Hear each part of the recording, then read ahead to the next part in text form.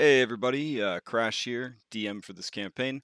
If you're watching this, just a heads up, we did not record these sessions or stream them. So episodes 1 through 23 are just summed up by me and the players of Bubbles, Claximus, and Analura as we sort of look back at the beginning of the campaign in those early episodes and try our best to remember what happened and provide some kind of context for what happened in the earlier days of the campaign. So they're short, they're sweet, I hope, and they help sort of establish the history of the campaign that has spanned 2 years and over 100 sessions. So hope you enjoy. That was session 6. Moving on to session 7, the Blue Bumbler. Alright, so this is where people are starting to get upset with Xolnos and jealous of Xolnos, and the established officers are worried what Xolnos and his charismatic ways mean for their way of life. So in session 7, I believe, things started to go very badly for Xolnos. Let's see what it Was says that the here. one where you got like jumped? Yeah, from was Analura's there. from Analura's journal. The time finally came this week as we encountered another ship out to sea. We learned the ropes of sea combat, and eventually approached the man's promise with the intention to board it and take over the ship. What we thought was going to be a tough and bloody. Oh, right. This was his redemption because leading up to this, he had been bullied constantly, and I actually had to reach out to the player several times and be like, "Bro, if I'm ever pushing this too far or taking this too far, you need to let me know because the adventure says that." Whoever seems to be a potential leader amongst the PCs is going to be targeted by the established officers, and they're going to haze him, and they're going to try to kill him, and they're going to treat him real bad. And he was like, no, bring it on, bring it on, bring it on. Because there were weeks where I felt really bad, because Yeah. Xolnos got treated bad in this campaign. He got treated real bad. This adventure was written before Matt Mercer, the Jesus Christ of Dungeons and Dragons, came forward with his, lessons of love and support and understanding. This was a rough intro to a campaign. Yeah. Do you remember who was bullying him? Do you remember the NPCs? I do remember the NPCs that were bullying him. It was like Sly. Gosh, let's see. I think Sill, kobolds. yeah.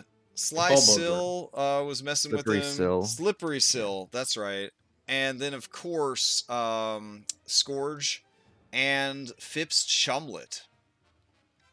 Yeah. Good old Phipps Chumlet. Damn. So yeah, it was bad, and he almost died. He almost died a couple of times. It was crazy.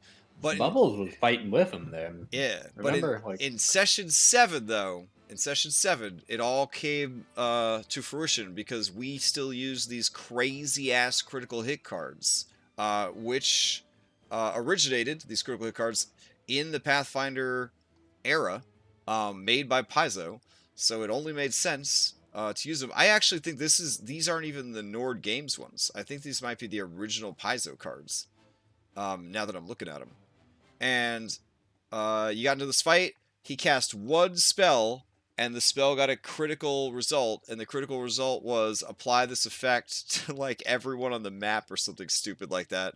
And he basically killed like the entire opposing ship with one spell. And it was kind of awesome. And thus began the legend of the Blue Bumbler and his rise against the authority. So that's session 7, which then rolled into session 8, where now with another ship, Beardless Dungar needed to split his crew so that he could have somebody take over the man's promise and he could continue being the captain of the Wormwood. And that is where he nominated Captain Mr. Plug, much to the dismay of our heroes. And Captain Mr. Plug, of course, took Master Scourge as his first mate, and then Dungar gave Captain Mr. Plug you guys, since you were so capable. and because he knew that Mr. Plug would not be afraid to really give it to you guys if you cause problems, and maybe Beardless Dungar suspected that you would be dangerous to keep close to him. I don't know. It's also what the book told me to do. So yeah, you switched ships, and then within I think a week of getting the ship, or within a few days of Captain Mr. Plug taking over the ship, there was a bad storm. It smashed the ship against a reef, poked a hole in the boat, and washed the boat up onto Bone Rack Island, which was kind of crazy.